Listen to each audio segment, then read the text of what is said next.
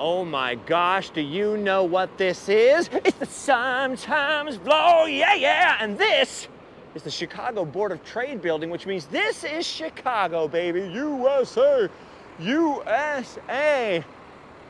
And I didn't want to bring this to you during the end of our journey of Route 66, but I'm doing a little Sometimes vlog here because this is a place I've always wanted to be. Now, this you may recognize is the little street right here on LaSalle where Batman and Joker have it out. You gotta flip over the semi-truck. Batman's on the bat pod thing. He fights the Joker.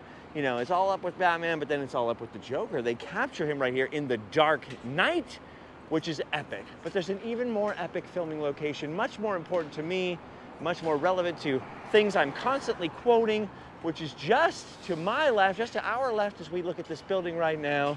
And that is a filming location I always wanted to see ever since I saw it in a movie when I was a little kid. But that's not the movie I'm going to reference first, because it's been used in many films. This was the police station in the Untouchables. This is a building called the Rookery. It's an old historic building. There's a plaque on the wall. I'm sure I will learn more about the Chicago landmark aspect of it. I've always wanted to see this, not because it was Elliot Ness's police station in the Untouchables. Yes, you've done your duty. All that comes from that movie. You've done your duty. Go home or sleep well tonight.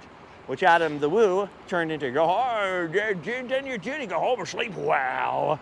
And then Tyler and I, my friend Tyler and I would constantly quote Adam quoting the Untouchables, and then that turned into our catchphrase somehow. And so it's just this turnabout and circular circle of goodness, as my friend Adam would say.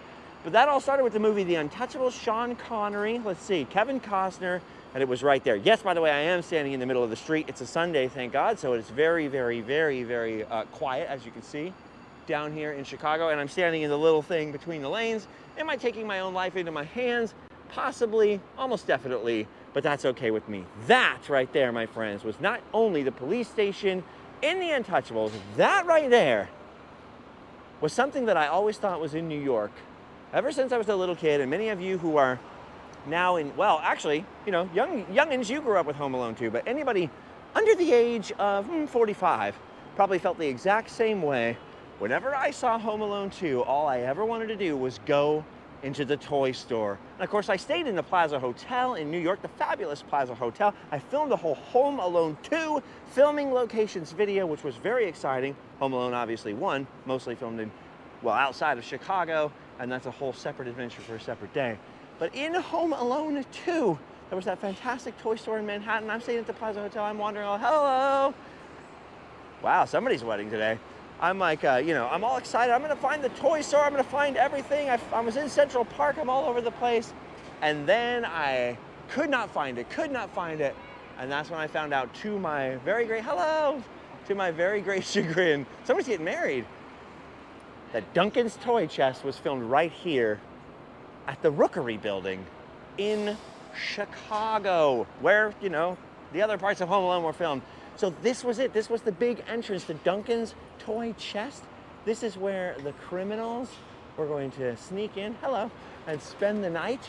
They were going to get the drop on old Mr. Duncan's toy chests, or actually his treasure chest inside the toy chest, meaning the cash registers at night. This is where Kevin McAllister went. He got the turtle doves from old Mr. Duncan. This was Duncan's toy chest right here. And there's no way I was going to come to Chicago and not fulfill years of feeling like I was missing something because I didn't see the entrance to friggin' Duncan's toy chest. Now, I don't know about the interior. I highly doubt, actually, that the interior was used, because look at that. That looks nothing like Duncan's toy chest in there. I think they might have used the inside of an old department store for that one. I can't remember. Although I could be perfectly wrong. As I stand here, I don't remember off the top of my head. We've had Route 66 on the brain for weeks, but there we go. There's the Rookery. You got Elliot Ness in here, Sean Connery, and Kevin McAllister. It's the altar. Look at this. Rookery building, 1886. Its powerful exterior, softened by John Root's lively ornament.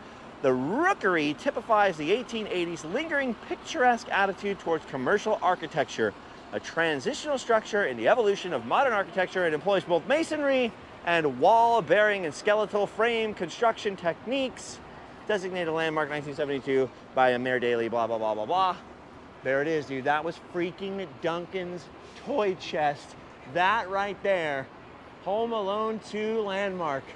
That was like the ultimate toy store right there. Unless you're counting the toy store from Big, you know, which also kind of sort of never really existed, but was filmed in New York. But look at this. That is so cool. I feel like mission complete. I just wanted to share that because I know that thousands of you saw my Home Alone 2 episode, and I might as well include this amazing little moment here for anyone that was watching on Route 66. This is just a little bonus thing that we got to see in Chicago. And of course, for anyone London's age, or my age, or any age really, because who doesn't love Batman, this would be where Batman and Heath Ledger as the Joker had their crazy late night confrontation, you know, and the whole truck flipping over, and you see this building, the Chicago Board of Trade building, very prominently in the background. It's very similar looking to the Wayne Tower building used throughout Batman Begins, which was also filmed in Chicago. I don't know where that building is from here as I stand here. I spent a lot of time in Chicago in the very early 2000s, but very, very little, you know, in the last decade or so, other than being here for Route 66. So anyway, that's it. I'm gonna leave this video very short and simple.